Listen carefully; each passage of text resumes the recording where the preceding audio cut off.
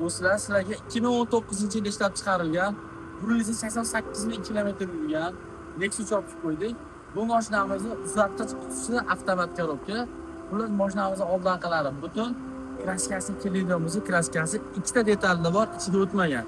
Xullas bitta ko'rib baho berar, ma'qul kelib qolsa, qadrdon o'sha do'stingizga aytib qo'yasiz. Mahallani boshidagi yo'licha bor-ku.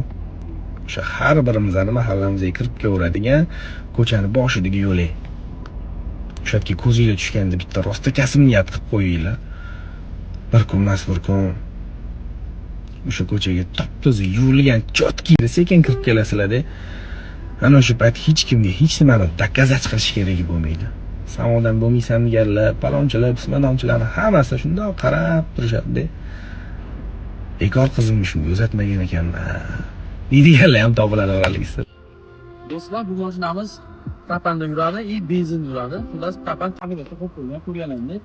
Salonda ichi bor, mana orqa bagaji.